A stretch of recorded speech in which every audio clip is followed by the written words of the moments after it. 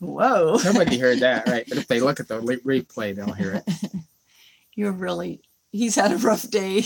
He needs to let out a little steam, so you guys get his steam. I need to go chop wood or something.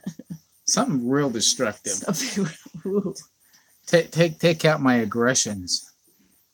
Okay. Well, here we are, finally live. Last time we tried this, it didn't really work. It was raining. Come on. Finally live. Last time we tried this. I'm going to turn down my volume here.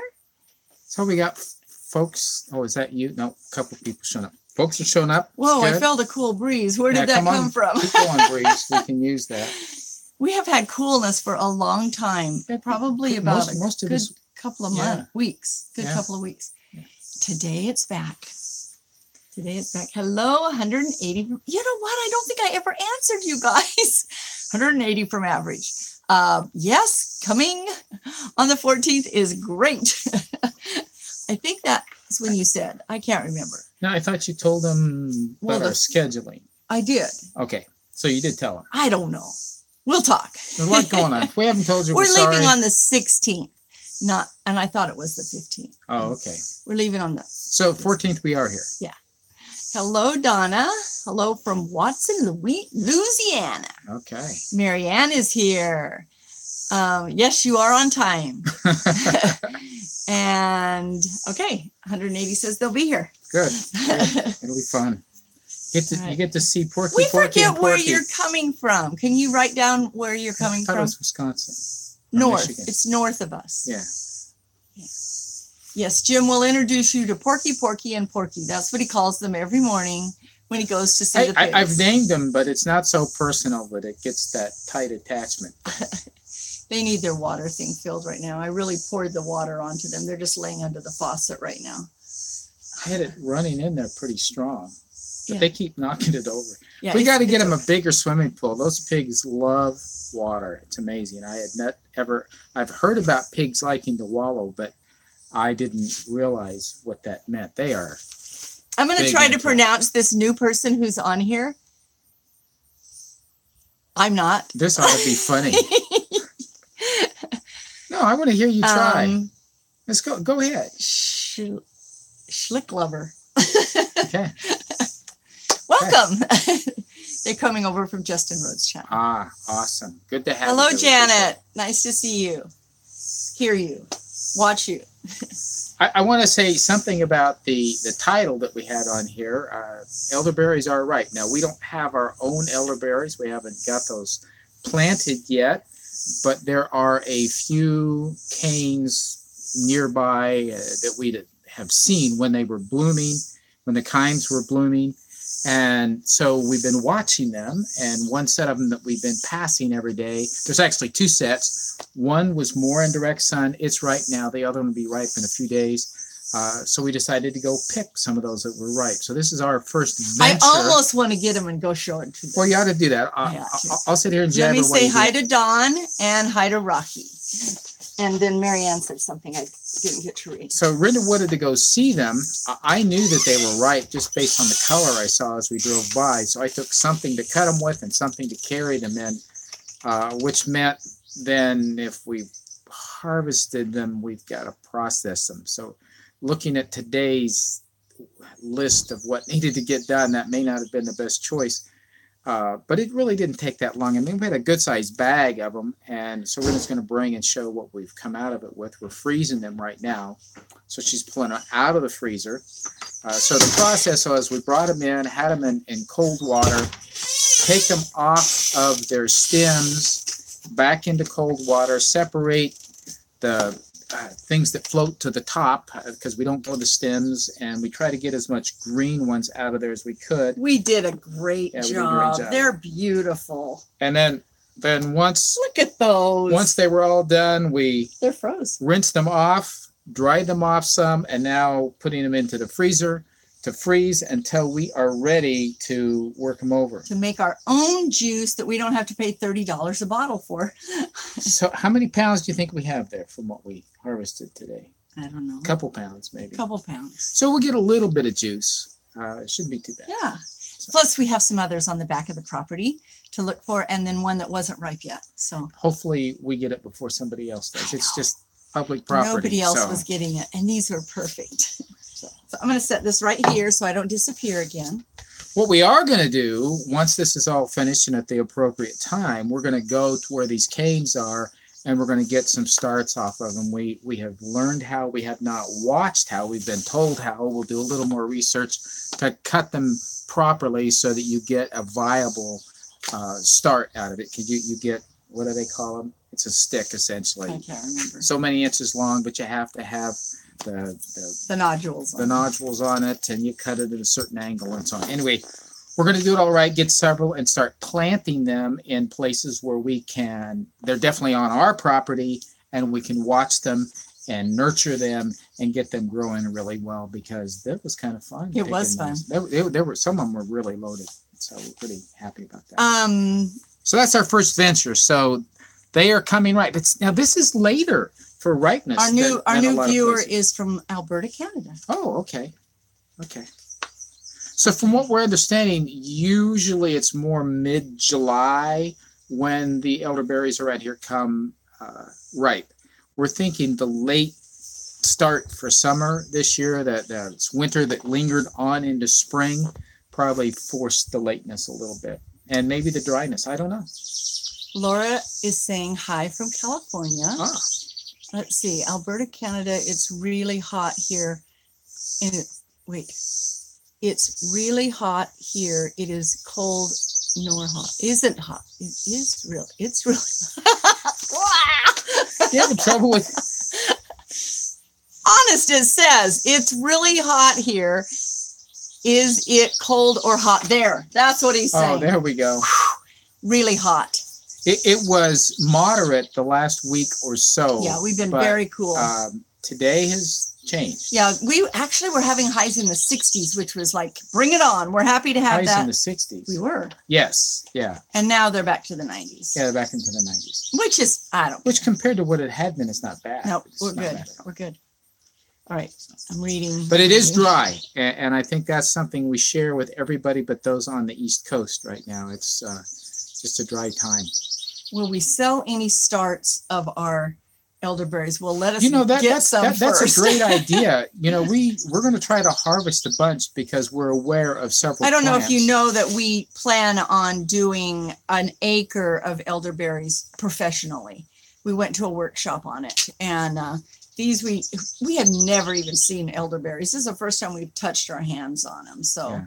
We're really excited. So yes, about having starts, that's something. Obviously, we're so new at this to say, oh yeah, we're going to do it. Is probably not the smartest thing to do, but it's something we want to do. It's something we plan to learn how to do. What's that, Laura? Okay, that's interesting. $5. Let's see. We are having a late start on tomatoes. The farmers are saying it's too much rain. You must be back out in the east.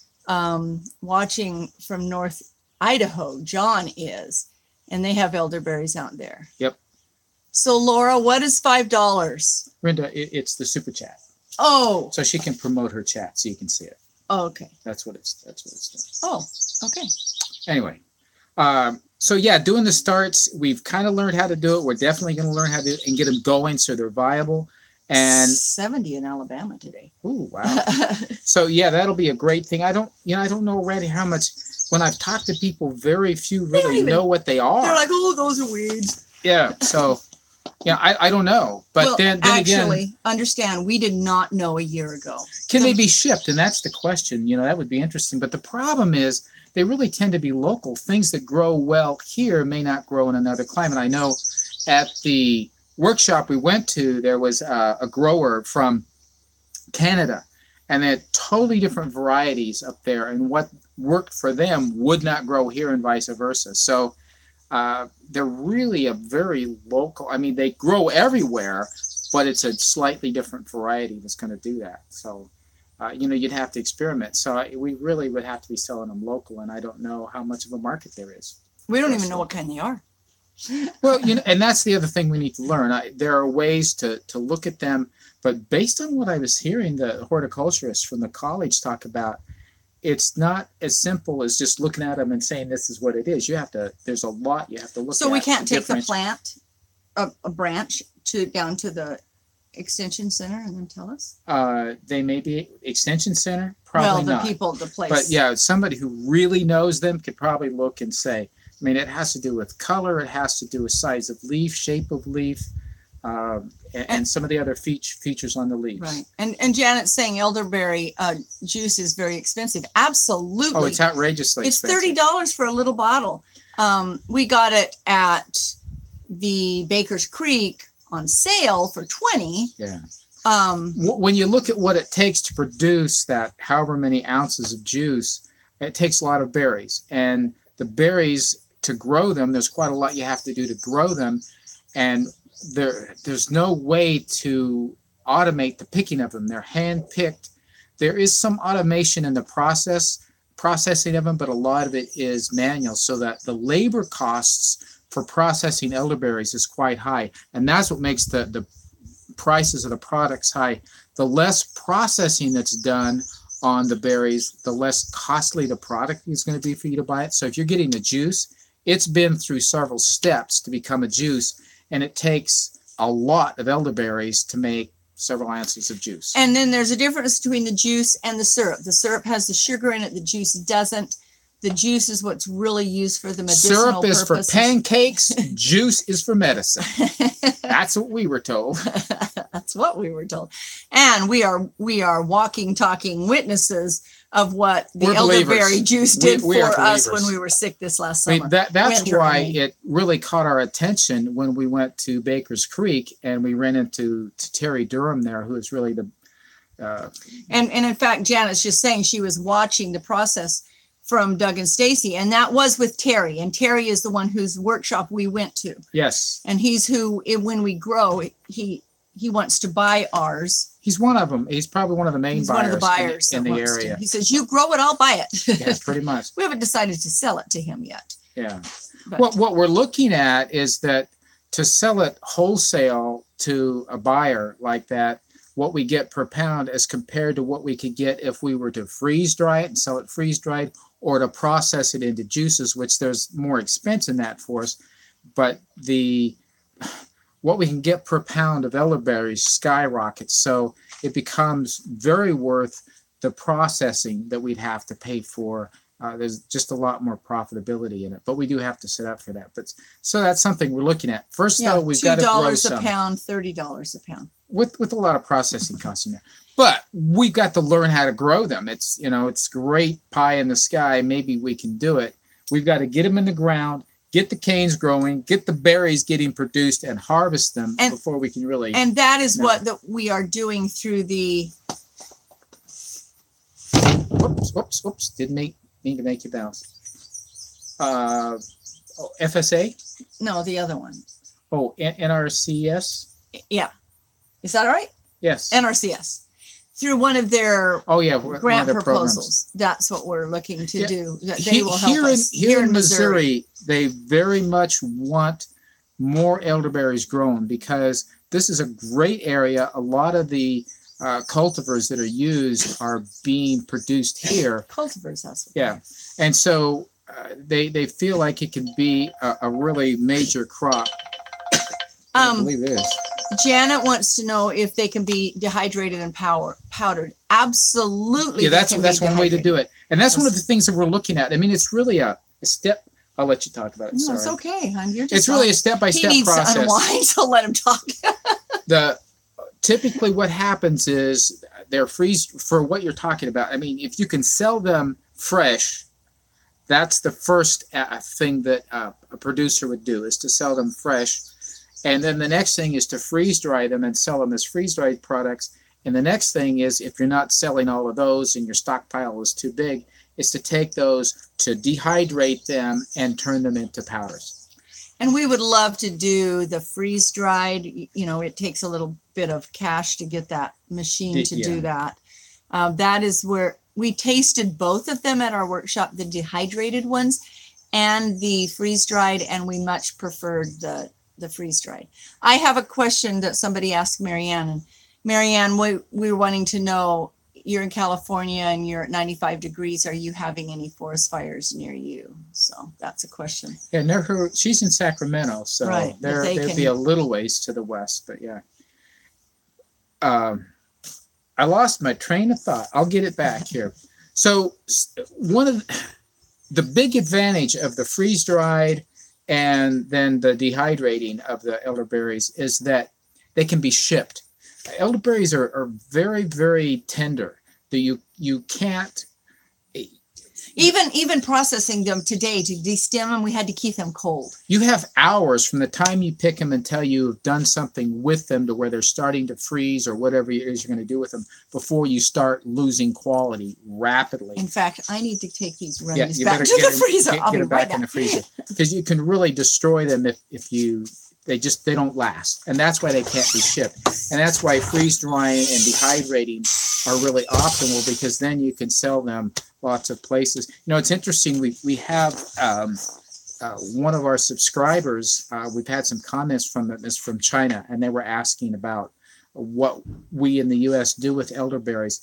They're a big deal in China. In fact, the producer that we and buyer that we know up in Canada, his biggest market apparently is Asia. A lot in China. He ships a lot of elderberry. Lots of Japan. Yeah, Japan and China. So apparently they use it a lot, but they grow less even than we do. So, and we produce Canada, and here in the U.S. we produce really good quality elderberries. The biggest producers are in Europe. But to get good quality elderberries out of Europe is really hard to do. They keep the good stuff there and ship. Now, I got told, You got corrected? Oh, yeah. We have friends in Europe. Yeah, but I'm saying they get the best prices for the good quality ones there, and we're willing to accept lesser quality. And so they're able to ship that to us. It's not a knock on them. It's just a knock on us for being dumb enough to accept poor quality. Okay. There's other things they could do with it. If we would pay for the high quality, they would probably ship it to us, but they won't. Marianne says that she's just got smoke. She's had smoke for days. They don't have fire. So, and Janet says if we make it, she'll buy it. And that's one of the things is, you look for value-added products that you can do on your homestead. And that's one of the things we're definitely looking at being able to do. Yeah, and that's the exciting part of the elderberries, even though there's still a huge education that needs to go on so that more people know about elderberries and the value of them, the different products that can come from them, whether it's for food or medicinal, it just goes on and on. But getting people educated so that they're aware of it, and like us, try it and find out that, whoa, okay, this really does work for keeping us from getting sick. Great opportunity for producing the products for that. Rocky, I believe you said that you are in Missouri and you said you've got to get a bunch of them. And I need to give a special welcome, Gina. Gina just joined. She's my sister. Hey, Gina, good to have you here. And let's see, Don says, so Rocky's here in Missouri. Start? Yeah. When will we start? We are waiting for we're waiting for a tractor.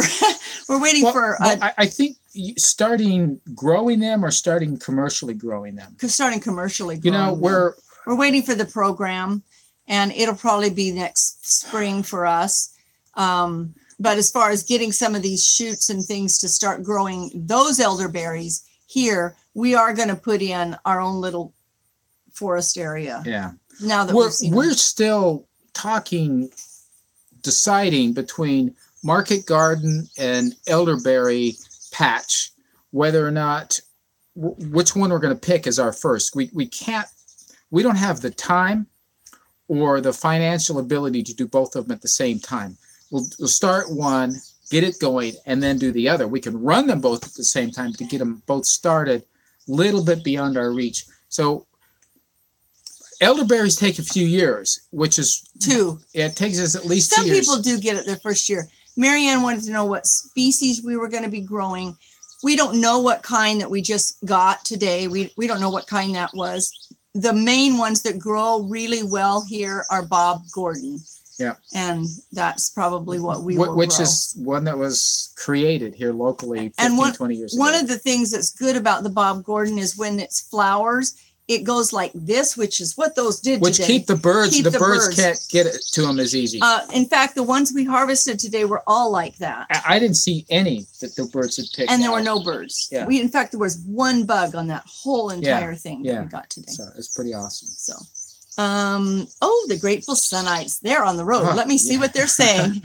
We made it to Missouri. Yay. Oh, Driving great. in your area shortly. So tired of this car ride. Hopefully we can see you week after next, and when Kurt is back from driving out the moving truck. And very tired. so glad you guys made it back to Missouri.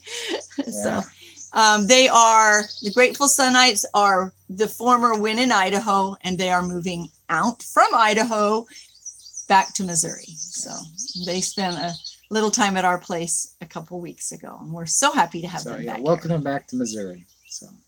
And then Rocky says, yes, Southern Missouri by West Plain. Okay. Very good. Good.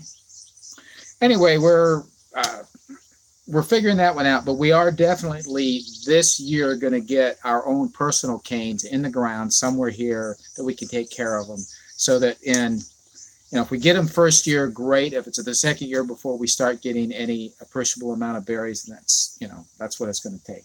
So we do want to get a BCS tractor, and we know that takes a little bit of money, and so we're working to do that.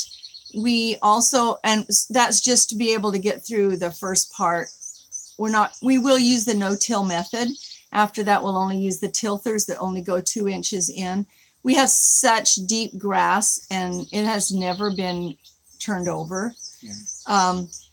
What we did this week, and you'll see that on the video that comes out on Saturday, is we took our pigs and our chickens off of where they were at, and they did such a marvelous job of working on our soil, and we've got it completely tarped now to suppress any of the weeds and to keep it until we can get to very little green was left in there. They really worked it down, and that was the intention. So we some very fertile soil. It had been a corral, so there was no horses and cows in there over the years. Now it's got pig and chicken all over it. Plus, the bugs are gone. The chickens have taken care of those bugs. So yeah. So anyway,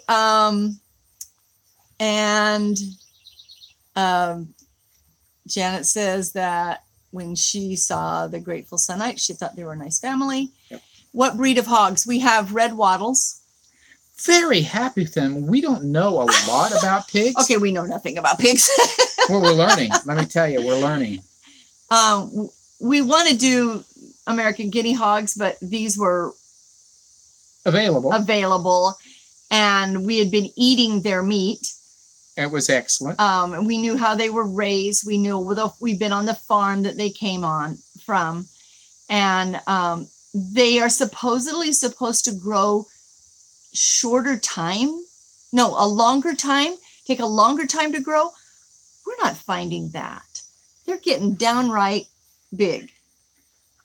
We need to measure them. We do. So we can know what kind of weight gain we're getting. But we think we're getting some good weight gain out of them, which is fantastic. We are pasture raising them with supplements of grain. Yeah. And lots of stuff. Our pasture is just grass, and it's not this time of year, not that good of grass right now. I mean, it's not a good year for that type of thing.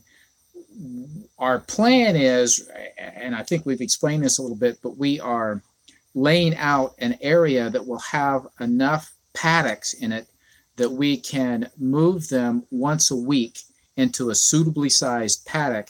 So they're only there for a week. They can eat the grass that's there. Then they're going to move to the next one. So the whole perimeter is going to be fenced in to keep them safe.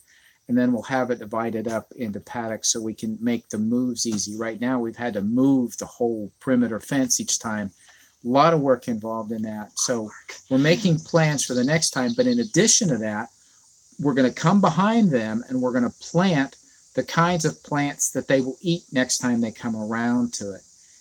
So this year, slim pickings for them on what they're getting to eat from the pasture. They won't be around next year, but the next group will. But the next group. So no, we are not processing these pigs ourselves. We will find a local In fact, where the farm that we got them from has told us a really good place to have them done.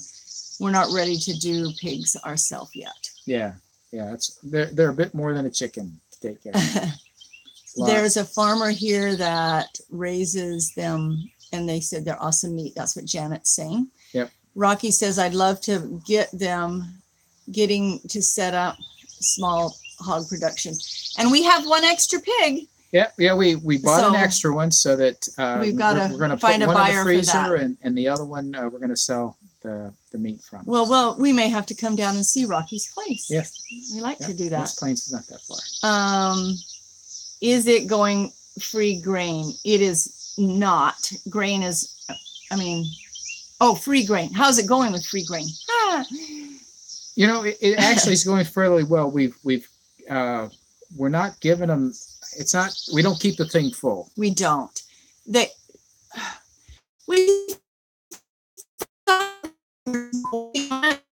were making them so that they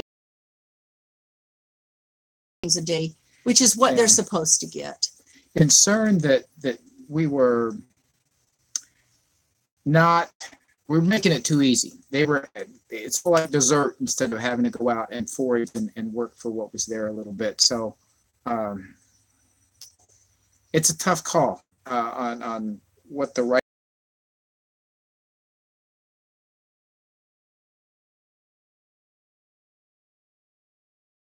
It absolutely is GMO free, and they are organic. The feed that we get. Did you just get a bug? Oh, there was this big spider that was hopping across. I've never seen a spider hop like that. Okay, I do not know where it went. Deal with the spiders. And then Marianne wants to know that she said the only kind that she can get is the Adams. We heard about the Adams. We hadn't seen one. Right. But we know that that's what a lot of them grow out in the West. Yes. So, hi from New Mexico. And from, I don't know, Tusbio. Jeff, love your channel. And we have what do we have extra? Our extra pig is a male. Oh no, our extra pig. We have a male and a female. I haven't chosen which one I'm taking yet. Well, and the male is bigger. Oh, our big male. Yeah. Yeah, that's right. Our male is big. He's growing faster than the others. And they're still friendly. Oh, Rocky, they have 3 potbelly pigs. Potbelly pigs aren't for eating, though. They're for playing, right? Aren't they? I don't know. I know we're going over on our time. Let me see. Oh, no, we're not. We're good. What else were we going to talk about? You know what? We don't need to start a new subject. We're way off script. We didn't have a script. We just had ideas. So there are a couple things we do want to talk about, though. Yeah, just want to say really quick on our course, our 12 weeks to Heartiness. We've had a couple of questions, and we do make some clarifications on our video on Saturday. Several people thought they had to wait for the whole 12 weeks to be over before they could get it again, or they asked us, are you ever going to do another one after you've done these 12 weeks? So you can sign up anytime, and if you start up anytime during the week, sign up. It will start for you on the following Monday. So we always send things out on Monday. And so you can start anytime. It is a self-paced course. So you can take it semi self-paced. What we do is each week we send out the material for that week. We give you the links to the material for that but week. If it takes them 2 or 3 weeks to get through a week, that's okay. Yeah. I mean, there's no test or anything like that. There's an exam. So the challenge for us, and it's really not a problem because we love this stuff so much, is that potentially we can have from any 12 weeks on any given day, depending on where they are. And we are going to respond to those questions, whatever they might be, and do the interaction. You don't have to ask questions. You don't have to interact with us. You can go at your own pace. But as you're going through, if you bump into things that are having you question, why are we fuzzy over here?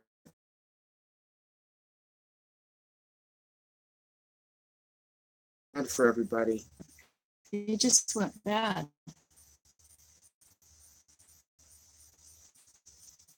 So it's Okay. hopefully it's I'm working. going to keep answering. Just, yeah, we're, Well, that's unfortunate. it's weird. No. Okay. Well, that's not good. Well, darn. Okay. We had some other things to say, but I guess we can't say them.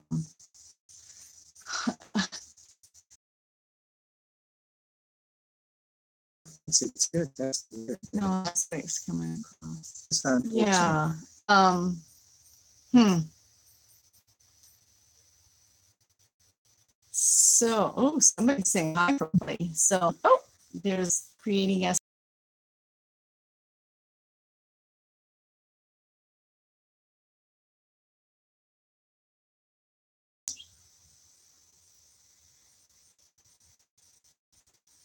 Okay. Have a good evening. Your video went bad. Okay. Okay. Bye-bye.